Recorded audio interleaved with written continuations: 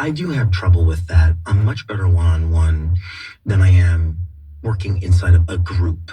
However, ironically, with this play, with this group, I can't tell you how harmonious it is. It's very beautiful and very magical, and we do fight, and sometimes I want to fight more. Probably should be fighting more, but I just love them so much, I don't want to fight with them. I don't like conflict. I want to be loved and just everything to be nice with everybody.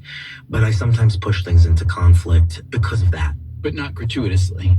I don't think it's ever gratuitous because I love harmony and I don't like to fight with people, but then I will sometimes push things.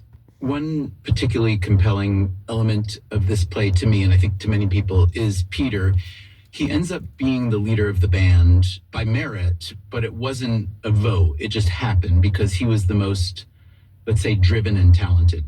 I'm just curious if that dynamic, that reality of, a leader emerging and everyone is kind of bitchy about his being the leader in the way that he is the leader because he is very exacting, but they also benefit hugely by his being that kind of leader.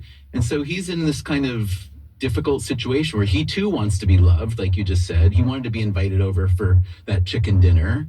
Does that have a connection to you or anyone in your life?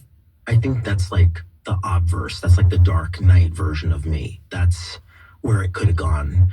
But I think Peter couldn't have survived in doing theater because theater, you can't control it every night and you can't record it and get all the levels exactly right, which is sort of what I want to do. Is that why you don't go to the performances then? That's part of it because I am compulsive. I literally sometimes spasm when the actors don't do something the way I want them to. So if you're sitting in the audience, you might shout, "What are you doing?" It's kind of what I'm doing the whole time in my head. And I think I would just, my energy. I don't mean to laugh. No, but it is dark comedy. I am compulsive and Peter is compulsive. I am an obsessive person and I hear things at a frequency. Daniel keeps saying, my director, he just goes, you hear things at a frequency that normal people can't. And I'm like going, well, that doesn't help. Like he thinks that like, oh, it's not a big deal that we don't do that because you hear it. It's so specific, but no one else will know. All I can do is tell you what I need to hear. But I have a really good bedside manner. I can be charming. I've cultivated this New York Jewish persona that I work the room with. It's not just a persona. I actually do have this sort of sense of comedy about myself and my own obsessiveness and my neuroses. And I have a light touch and a kind of weird hovering overview of the absurdity of everything that we're doing all the time so that I don't get so, annoying about things. I try anyway. I mean, I did like say to Will, this song needs a bridge and this song needs that. And I want it more intense and blah, blah, blah. And he'd be trying it. And at some point, Will would just be like, God damn it, da, da, da. And he just starts screaming at me. And I was like, Will, what can I do?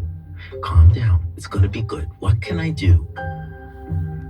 Stereophonic was good. It won all those Tony Awards and sold out night after night in New York. So why did it close after just 9 months?